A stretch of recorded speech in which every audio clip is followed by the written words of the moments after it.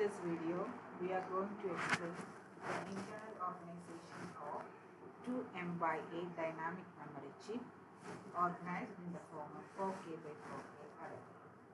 That means we are going to explain an example of dynamic memory chip, and this is the total capacity of this chip,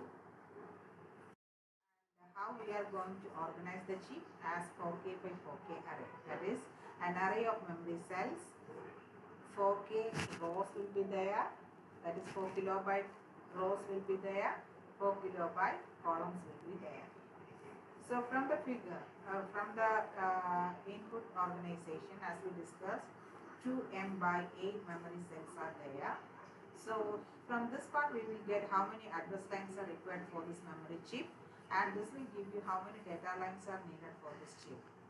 And here it is number of columns. So the 8 means that number of data lines needed for this chip is 8, because we are taking 8 bits at a time from this chip.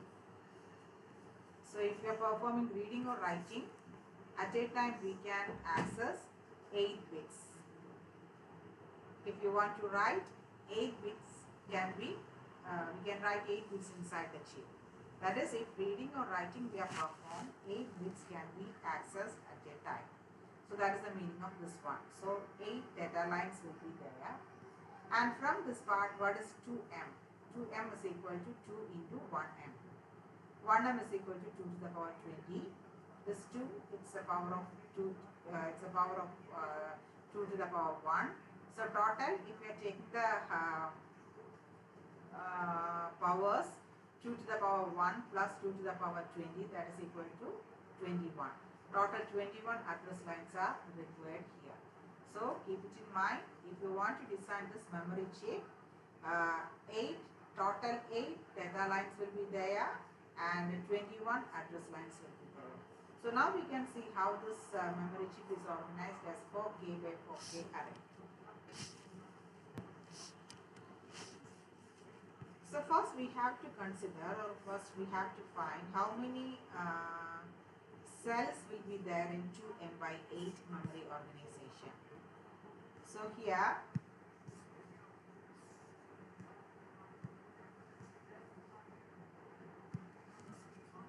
we can see that total 2M by 8 cells are there. 2M by 8 means 16M. 16 megabyte, that is equal to 16 into 1 megabyte, that is 16 we can write as 2 to the power 4 into 2 to the power 20. So the base is same, so we are adding the powers. 4 plus 20 is equal to 2 to the power 24.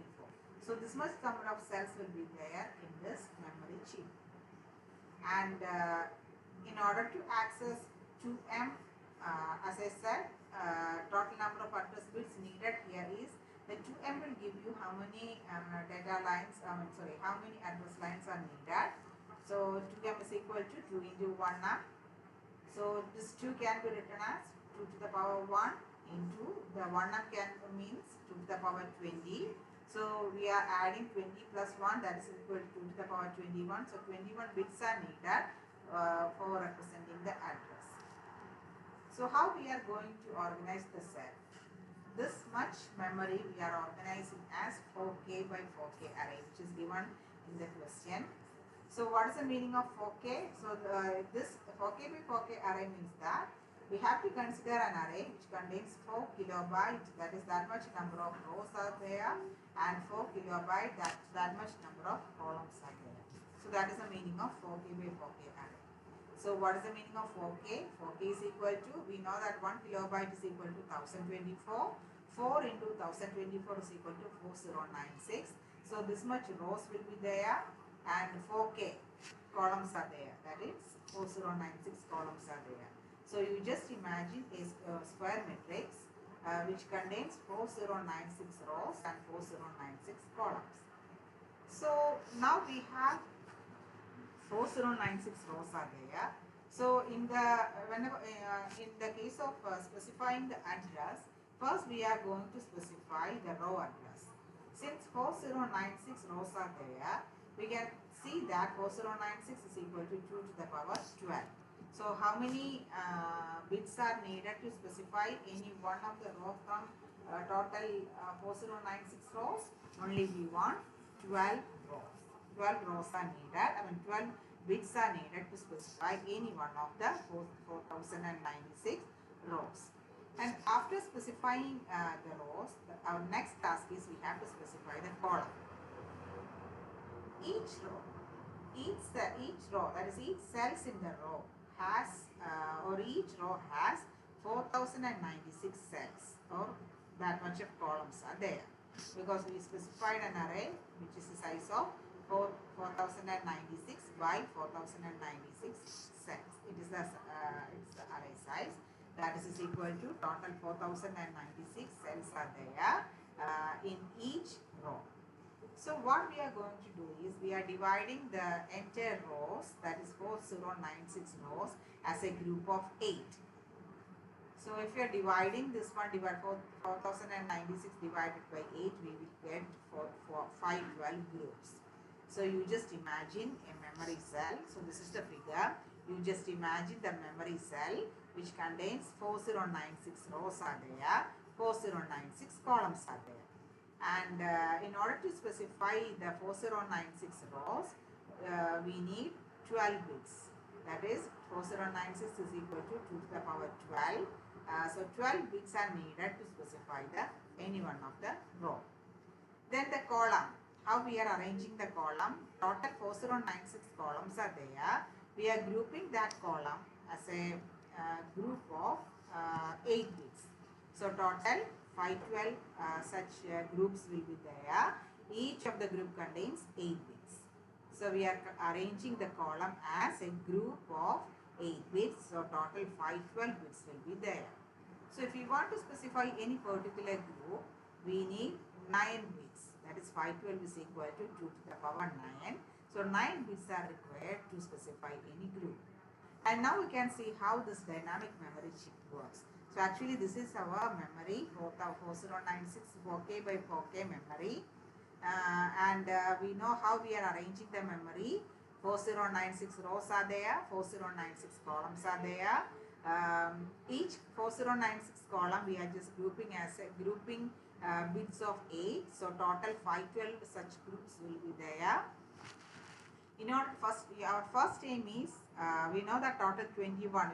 We said that it is 2M, so 21 total address are needed to specify the entire content.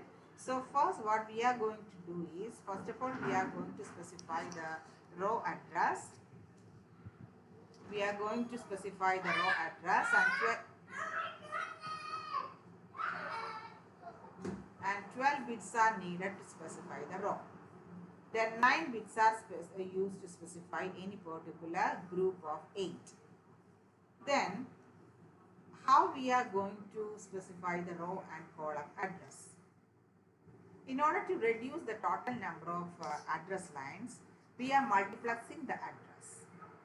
So, in 21-bit address, which is starting from A0 to A20, the lower order 9-bit address, that is A0 to A8, is used for specifying the column. The higher order 12 bits, that is from bit 9 to bit 20, it is used to specify the appropriate column. So first the row address will be given first. The row address to A9 to A20 will be given first, which is stored inside the row address latch. We know that it is an asynchronous type memory. Asynchronous type memories, we are not supplying any clock pulse. So externally, an external signal called row address strobe, that is the full form of this one. So whenever this signal is given to the row address latch, the address will be taken by the row address latch. That is the address we specified here will be the address of the row address, which will be given to the row decoder, and the 12 bits are used by the row decoder in order to specify any one of the 4096 rows first. So the sense write circuit will perform the appropriate operation on that particular cell. If it is a read operation, it will take the value from that particular selected cell. If it is a write operation, the appropriate write operation will be done by the sense write circuit. And we know that we are supplying the chip select and read write signal is given to the sense write circuit. So that is the first stage. First stage means total 21 address lines are there. In order to reduce the total number of address lines, we are just using multiplexing technique. That is among the 21 address lines, the lower order 0 to 8, that is the lower order 9 bits are used for specifying the column address, and the higher order 12 bits are used to specify the row address. We know that first of all, we will, in the case of an array, we will first specify the row address. So row address, we know that 12 bits are used in order to specify any one of the 4096 rows, and which will be given to the row address latch. So whenever an external signal called row address drop is received by the row address latch, the address which is given here is stored in the row address latch, that is given to the row decoder, and the decoder will select any one of the 4096 rows. So all the cells inside that row will be selected, and it is retrieved by the sense write circuit. And after that, we need to identify any particular column. 512 total columns are there, and each of the group contains 8 bits. So after selecting the row, the next task is selecting the column.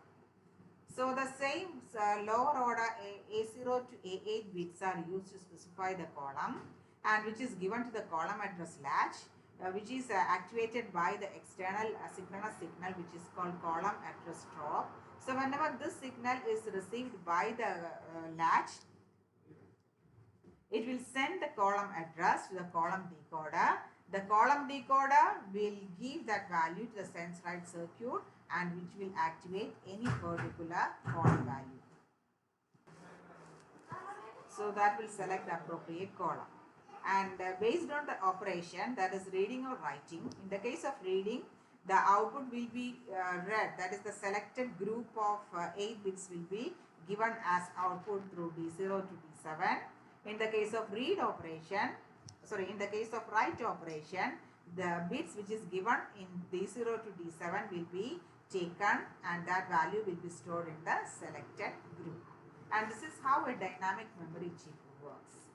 So once again, how the dynamic memory chip works, we know that this is a 2M/8 total memory, dynamic memory chip, and it seems to be asynchronous, and we are going to design this memory as 4K by 4K cell array. So if you want to specify this one, that means that 4096 rows are there, 4096 columns are there. That means that if you are taking any one of the 4096 row, 4096 column cells are there, and we are just grouping each of the columns into group of 8. So total 512 such groups are there. And how we will get the value 512? Total 4096 cells are there, and which is divided by 8, that is equal to 512, and total such 512 groups are there, or 8 bits are there. So next is we want to specify the address. Since we are using 2M, we know that total 21 address lines are needed. So in order to reduce the total number of address lines, we are multiplexing the address. That is, the lower order 9 bits are used for selecting any one of the column. 512 columns are there. 512 is equal to 2 to the power 9. So 9 bits are used to specify any one of the group, that is a column. Then the higher order 12 bits are used to specify any one of the 4096 rows. So here first of all, the higher order 12 bits will be given, which is stored inside the row address latch, and which is activated by an external signal called row address drop. So whenever this signal is received by the latch, row address latch, the address specified here will be given to the row decoder, and the row decoder will identify any one of the 4096 row. And after that, the next step is specifying the column decoder, which is the lower order 9 bits are used for column address, which is given to the column address latch, which is activated by the external signal called column address drop, and this column address will specify the appropriate column from the selected row. And based on sense write circuit is there where we will specify the chip select and read write operation as input.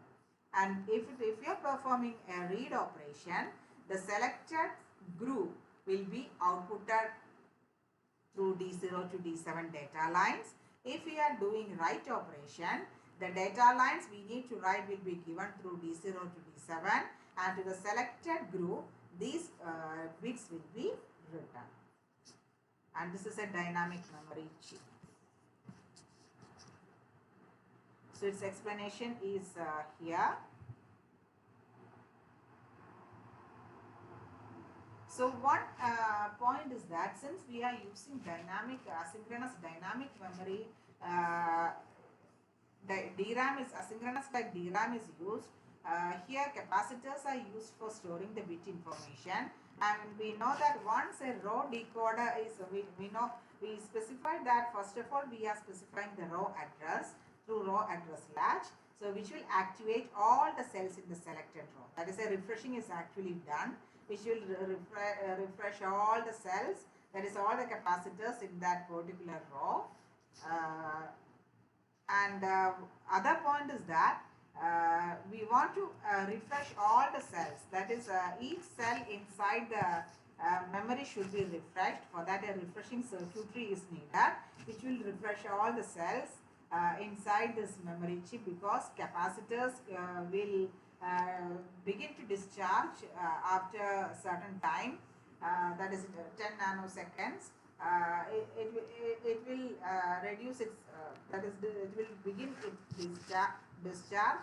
So in order to avoid all these problems, we said that periodic refreshing is needed, and for that refreshing circuitry is there. A refreshing circuit will refresh all the cells automatically, and actually it is within the chip. In many DRAM chips, the refreshing circuitry will be there as a part of the chip, which will perform all the refreshing facility. And next is, as we said, what is the meaning of RAS? That is row address drop and column address drop. Since this is working, this is an asynchronous type DRAM, we are not providing any clock pulse. So a specialized memory controller circuit is needed in order to specify the control signals. That is, the row address has been placed in the address lines, or column address has been placed in the address line. This is given by giving special control lines, and the name of the control lines are row address drop and column address drop, and actually they are used for governing the timing. And this memory is called asynchronous type memory, and especially it is asynchronous type